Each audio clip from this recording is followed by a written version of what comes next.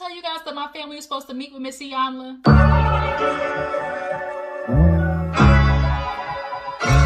Hey you guys, what's up, what's up? Your girl G here. Thank you for tuning in. I'm not gonna lie, I wasn't planning on posting today, but I decided to talk about this episode of Iyanla Vanzant because it just kind of really just struck a chord with me. As you heard from the intro, there was a time that me and my family were supposed to be on an episode of Iyanla Vanzant, which is what we're going to be talking about today. And we got to the vetting process, the question process, talking to the producer process, and backed out. And I'm kind of low-key regretting it because this was a couple of years ago, and I just think that we weren't ready for our shit to be on TV. And when you grow up, especially in a Black household, with it being, you know, what happens in the house stays in the house type situation, watching this episode of Iyanla just really clarified for me that, one, a lot of families are going through the same thing. Two, there is a huge misteaching in the Black household in general, that we learned from this family that is incorporated into a lot of households, and particularly, you know, Black households. So watching this episode definitely struck a chord. You know, a lot to have to do with my family, and the drama and the reasons like that we had to be, you know, were considered for Iyanla. It wasn't anything like this, but damn near close. We went through my dad having his extracurricular activities and that happening, and then just like it's snowball trickling effect because my family had this really tragic car accident at the same time, and it was a lot. It was a lot, you guys. Eventually, when I get to the point where I'm ready to dispose everything to you guys about what happened in my life, particularly, and what happened in that, I will definitely talk about it. But for right now, let's just kind of get into this episode of Iyanla because it was very telling. It was very good, and one of my favorite episodes, hands down, because it really broke down how parents fuck up their kids, period. That's just what it is. And it is a long line of generational trauma that can happen if you don't nip that shit in the bud. So we open up the episode with the whole thing of airing out your dirty laundry. And in particular, when I saw this preview, I had no idea it equated to the video that I actually have seen. I remember that video. I saw it on Instagram.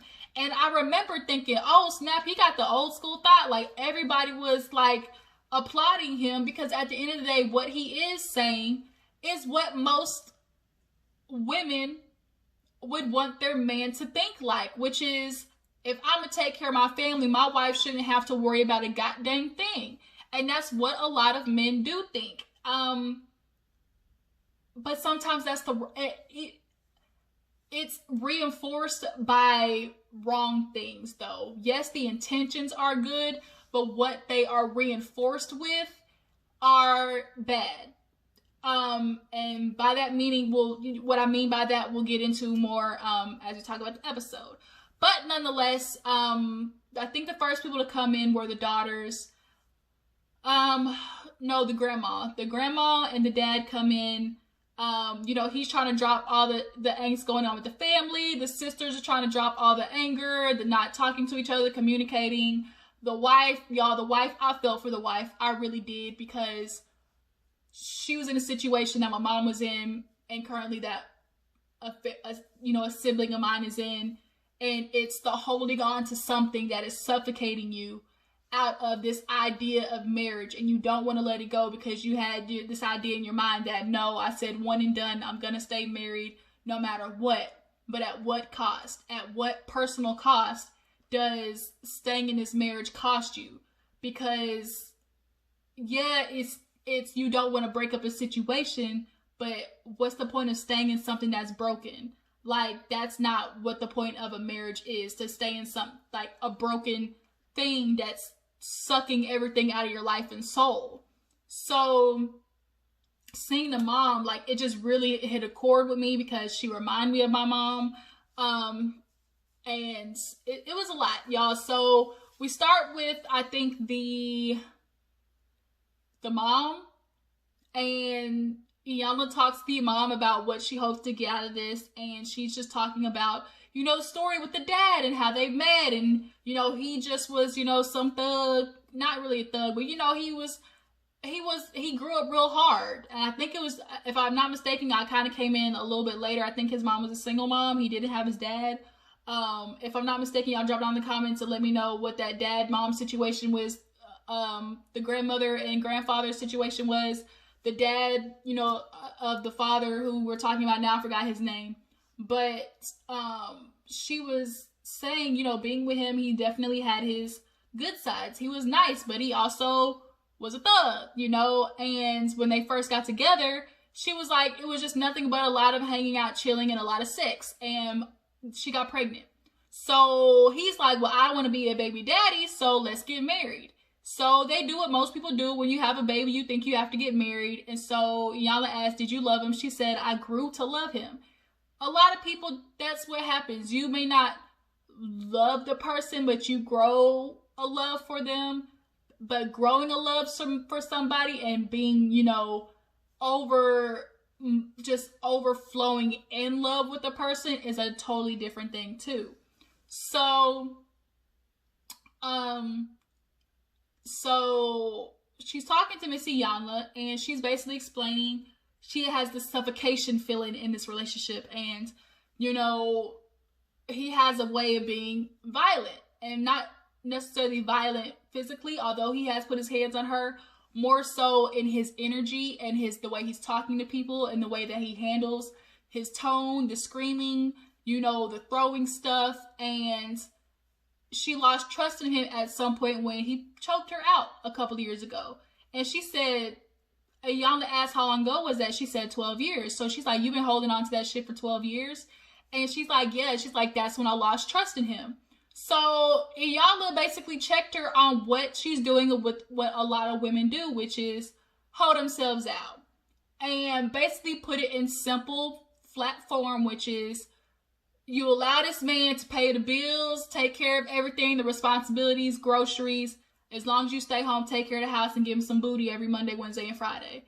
Like, that's basically what happens, but he doesn't have your heart. So there is no, like, trade-off.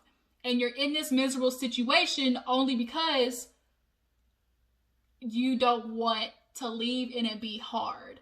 And I read the perfect Instagram quote the other day, and it's like, choose your hard. Marriage is hard. Divorce is hard. Choose your hard. Losing weight is hard. Being fit is hard. Choose your hard. Like, decisions in life are going to be hard, but choose your hard. And I'm like, oh my God, like, it totally makes sense. And for this situation, it's the same thing. It's like, she chose her hard, which was, I'm just going to stay in this relationship. Even though I'm miserable, emotionally shut off, I don't trust my husband, but I'll put up with his attitude because the bills get paid and I don't have to financially worry about everything. Versus I leave and it's like, oh shit, I'm out here financially by myself. I got to work a whole bunch of hours and take care of the bills by myself. You know, a lot of thoughts like that scare women into staying in a relationship with a man that they truly just like have shut themselves down to. So Iyanla explains that to her, and she's like, yeah, I understand. And so she's like, what do you want out of this? Do you want a divorce? And she's like, I don't know. She's like, well, what do you want? And so she has her write down what she wants out of this, what she needs from him, and something else. In the midst of her doing that, Iyanla goes to talk to the daughters. And so there's a set of twins. I don't know their names, but I remember the big girl Ashley. I remember Ashley, okay? Because Ashley almost put some knots on them twins' foreheads, okay? I remember her. So, and then there's the youngest one, Jade. So I think the twins were from a previous relationship of his, and they were with the mom, if I'm not mistaken. But one of the twins sat down and was talking to Iyanla. She's like, oh, how are you doing? And she's like, I'm okay. it was a little madness coming up here. She's like, what do you mean? And she's like, well, me and my sister got into it. She was saying some foul shit, you know, it was popping off. And so the other twin came and sat down and was like, man, we was about to jump that hoe, you know. And with it being twins, they obviously have a peculiar relationship. So twins versus one person, I can automatically see how Ashley feels jumped up on. So when Ashley comes in, they have the little sister Jade, I think her name is Jaden, and she's watching them fight back and forth. So Iyanla's watching this shit break down too. She's watching Ashley be like, or no, she asked the sister, like, what's the problem? She's like, the problem is that she don't want to listen. She knows how to, she wants people to have undivided attention when it comes to her, but when somebody else is speaking, if she don't like it, she don't want to listen. And then the sister was like, because you wasn't saying shit worth listening to. And I was like, that thought was like, oh my God, like, no, like, regardless of what a person is saying, you have to make them feel heard. And in the midst of this happening, the dad is upstairs with the male counselor that Iyanla invited. I can't remember his name, y'all. My memory is gone. I think it's because I think it might be like smoking. Like, I think that's what's got my memory shot. Like, I ain't gonna lie. Because shit be escaping my brain so much. But nonetheless, that none of your business though, what I be doing in my free time. But what's happening in their free time is a bunch of arguing, okay? And the dad is watching it pop off upstairs with the male counselor, and the sisters are going back and forth. The one twin talking about, you big fat ass ugly bitch, like you ain't gonna do nothing. So then Ashley was like, you crackhead asshole. Like, they was going in. So the one girl was like, girl, I'll get at you. Like, I ain't scared to fight you. And when I tell you the way Ashley ran up on that twin and got in her face, like, bitch, what? What's up? She said, I dare one of you to try it. And she got in the face, and immediately that hoe realized, oh shit, I don't know if I want to start this fire, cause I ain't gonna be able to put it out. Cause Ashley she a big bitch now. She whooped that ass, okay? And take both of them twins. So they going at it hard. And Iyanla pulls the Ashley sister outside, and she's like, I'm sick of them. Man, they always want to jump up on somebody saying foul shit like that. I'm so tired of them. So Iyanla's like, what is it? Like, what do you want? Like, what do you need? She's like, she's like, it ain't even about them. They trying to be famous. They want to start a fight. They trying to be famous. And she's like, I'm not here for that. I'm here for my dad. So she's like, Iyanla, you know, doing what she does, you know, speak it out. What do you need? What's hurting? And she's like, I'm just hurt. She's like, I just want my dad. And then she kind of reveals that she felt like her dad, you know, has a closer relationship with them than her. And she feels some type of way about that. So obviously you're projecting that feeling onto the sisters, and I'm sure it's hurtful. Now, I think the dad has a certain relationship with the twins because they were with their mom, and maybe he's trying to make up for feeling guilty about, you know, the situation with their mom. But she's feeling that energy, and a lot of parents don't understand. Your energy is felt by your kids. Whatever you're feeling that day, whatever mode you're in, whatever mood, like however you want to walk in the house, we feel all of that. Them little negative ass comments really be hurting. I saw that shit on Twitter. Them little negative comments, them little slick jabs you be taking, them shits hurt. Okay? They hurt your feelings. They hurt our feelings. I'm sure like your parents hurt your feelings. So why would you repeat the cycle? But it's so hard. As much as the stuff we want to change, we end up still doing. And you'll see that example with the son. But with the sister, you know, she's getting this energy like there's a closer relationship with the twins and the dad. And she's like, I just want my dad. So she goes back, Iyanla goes back in. She sends the youngest sister outside. And she's like, what? No. We're not going to do this. You are the older sister. You need to reel that shit back. Like Kimmy said on Love and Marriage, we're going to reel that shit back. Okay? And we need to figure this out. She's like, no, I'm not doing it. Like, she always want to say something. She's like, what makes you call another black woman that? You know, what makes you go after your sister like that? What's the real issue? And so now the older of the twins, she's just kind of talking about how, you know, this is what they normally do. This is how they communicate. You know, they learned it from their dad. And their dad always, you know, would say slick shit. And, you know, he would admit to, you know, throwing stuff in their face. They said the grandma does it. The grandma throws shit in their face. So it's a family cycle of abuse. And so they're only doing what they're taught. And now the dad is having to hear, like, oh shit, like that's a bad trait I push down. So then the other sister, the other twin, the youngest of them, starts talking about how, you know, what's really hurting her. And what really is hurting her is the relationship with her mom.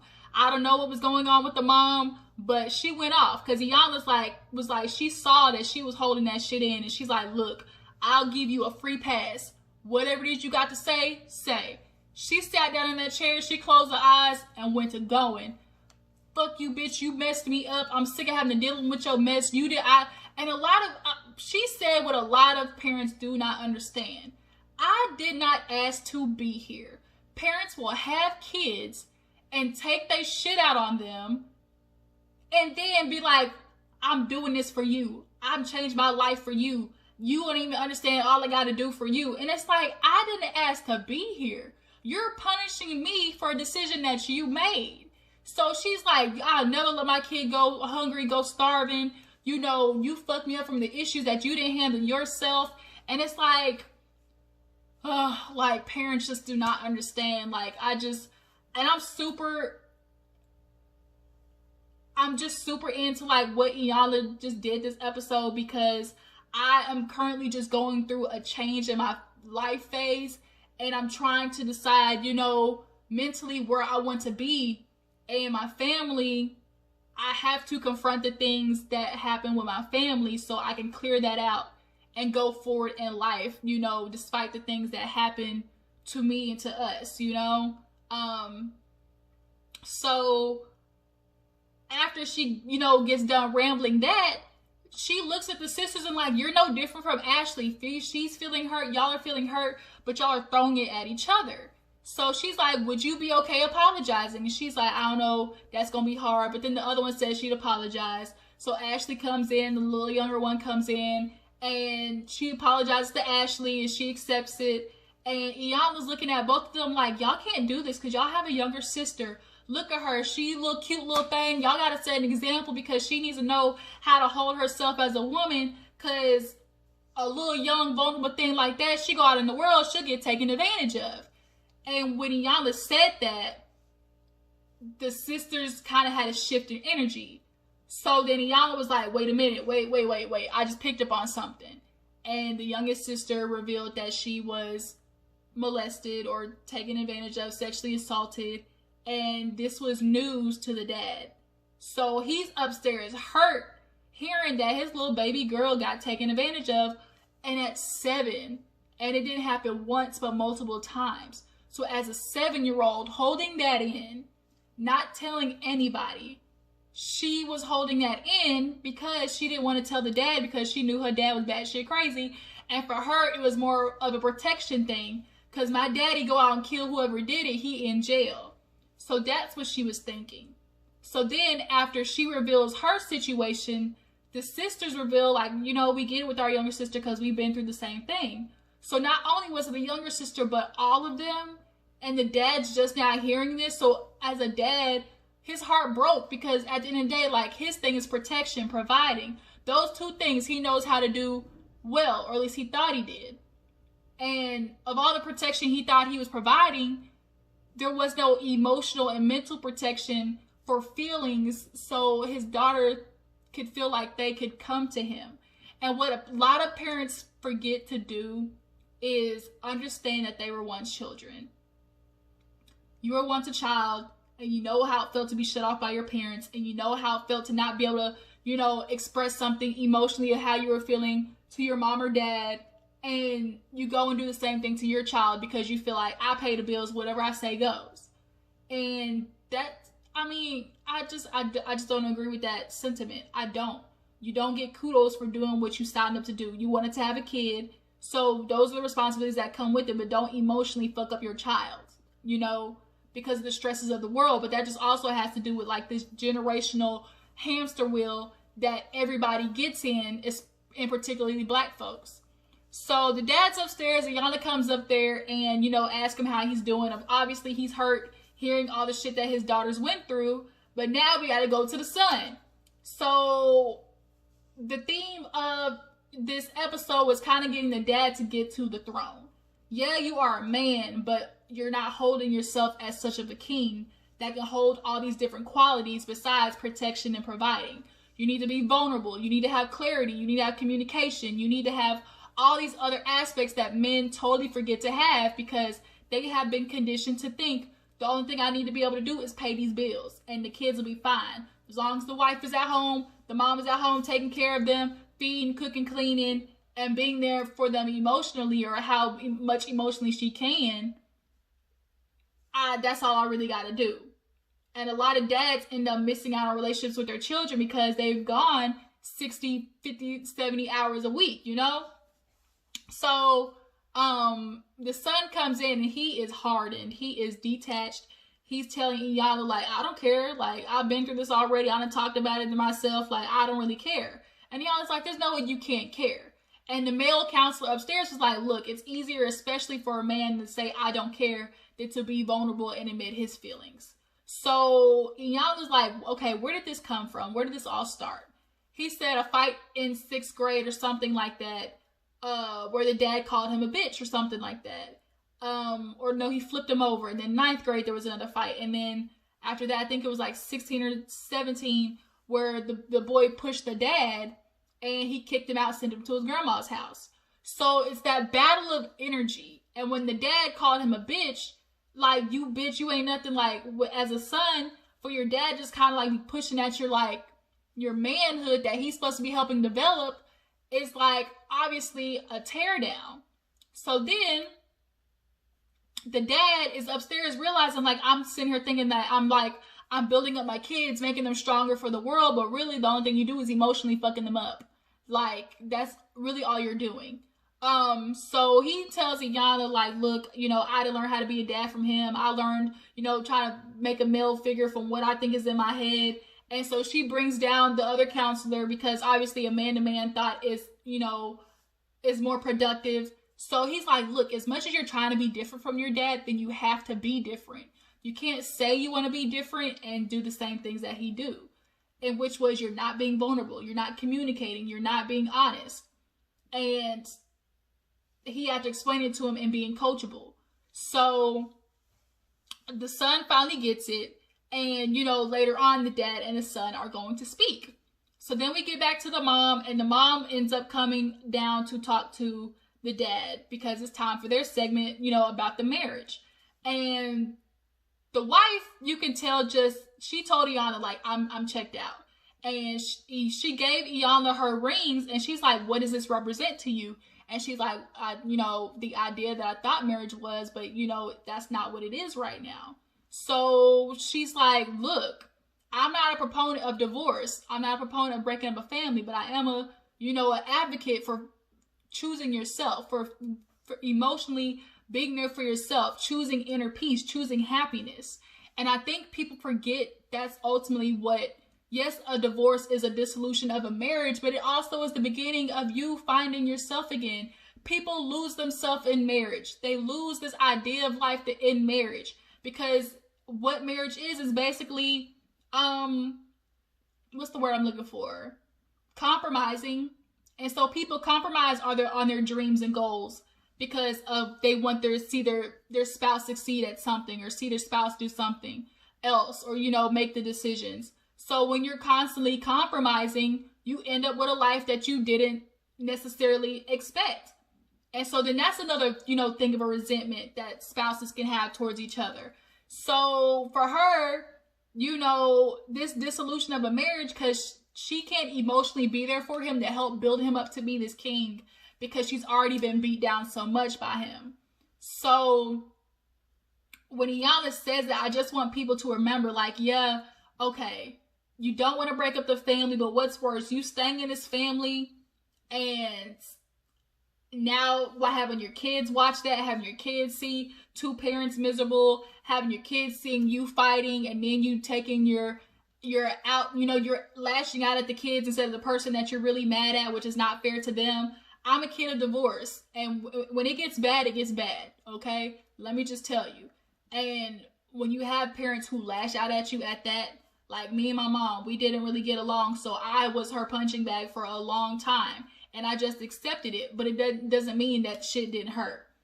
So I am not a person for staying in a marriage that is doomed. I'm just not. You know when you can work out something. You know if somebody wants to make that choice to fix the marriage, you know. But if you know you're already 1 foot out the door and there's nothing you can do to fix it, and it's causing you that much grief and strife and your inner peace and soul and sanctity, shit gotta go. It gotta go. Because then you're not only teaching your kids to do the same thing. Which is another aspect in itself, you know, how you teach your kids, you know, what they watch is what they repeat. And that's kind of what's going on in my life right now. With my siblings. So she goes to see the husband and they're talking, and Iyanla's like, look, you know, tell her what's going on with you. And he's like, look, you know, I'm sorry. I want you to know I love you, but I'm trying to do better. I only could do with the tools that, you know, what I do with the tools, do what I could with the tools that I had. And he's like, I'm going to try to do better. And she looks at him and Iyanla's like, tell him, like, what do you need? And she says, you know, I need you to let me go. And for her to say that literally took everything out of her. You could tell it's like something she's been wanting to say, but out of fear didn't. Out of, you know, it being a reality, like you'll convince yourself of anything. My marriage is not over. It's not over. But just because you say in your head it's not over doesn't mean it's not. Doesn't mean that you are in a co-parenting, you know, roommate situation. Doesn't make it any less of what it is. But when you actually put a name to it and you be like, oh my God, I'm ready to let go, this really is over, I think that's just where she was at. In her head, the shit's not a good marriage. And she knows that. But to actually admit it and to grieve the process, oh shit, like, okay, I gotta get let go. Iyanla had to take her to the back and she had to let it out. Because she had been feeling it and thinking it this whole time, but just staying. So he got his feelings hurt. Iyanla let the wife stay by herself, and he ended up texting the wife saying, oh, you should have did it on TV or something like that. Let's agree not to say this and that. So the next day they hear about it, and the wife was like, you know, I'm upset that I almost went with it because I said I was going to be honest. So then when the dad comes out to talk to the male counselor, he's like, like you can't do that. Like you said you want to fix everything, and how can you fix something that you're trying to hide? So the wife comes up with some agreements that she needs the husband to do, and he agrees to them, which is stop raising your tone, you know, be more gentle. I need you to allow me to make more decisions, and sleep outside of the room. They're going to sleep in separate rooms. So he agrees to that because she just does not know if she's quite able to help him walk through the steps of finding himself. Because she has to find herself again as well. So there's a moment where the son and the dad end up talking together, and they kind of get through their strife with one another, and they just have to agree to clean the slate, because the son has to understand the dad could only do as much as he can with what he learns. And for him, his whole life was just protect and provide. That's all I got to do. And you raise hardened sons that way, which is what the son is. You raise hardened kids. And he had to realize that. So they agreed to start small. On Sundays, they'll watch the game together. And hopefully that could try to start rebuilding the relationship. So, what happened after that? The sisters, they all get together, have a little tea moment with Iyanla, and they all kind of realize, like, dang, like, maybe that blow up needs to happen so we could really get to the root of it, which was how we all are feeling. It's just really just the same exact way. And they had to understand, like, they learned that from him. They learned that from the dad, and they want their dad to be able to clear this energy so the whole family can stop, because what happens is they have a blow up and don't really come to a resolution because one goes to Oklahoma, one goes to Jersey, and then the situation's never really addressed. So at least in this situation, with that blow up happening, they were able to actually get the correction, you know, that they needed on how to resolve a situation. So they're writing everything that they need for their dad, and they all meet up at the end, and they tell, the family what they need, and, they're finally coming to some sort of resolve. And out of nowhere, the youngest sister was like, Miss Iyanla, do we have time for one more thing? Because the grandma happened to be there. And she's like, okay, yeah, what is it? She said, Grandma, why don't you like me? She said, I need to know what it is, what I did to you to where you don't like me. And Iyanla's like, wait, what? And so the grandma, she's looking at the grandma like, what? And she's like, yeah, I don't like you.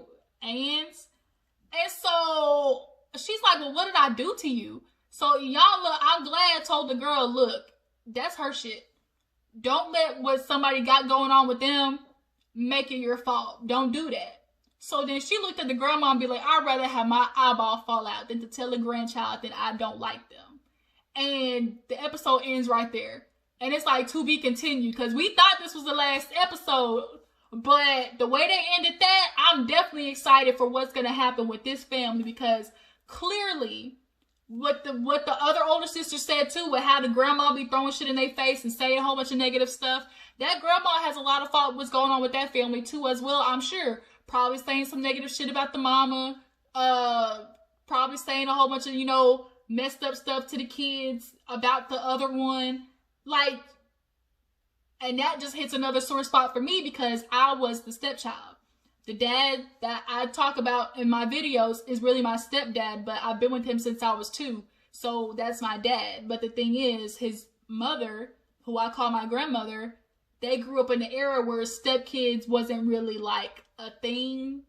And I remember growing up, like those little moments here and there where I could tell she was treating me slightly different.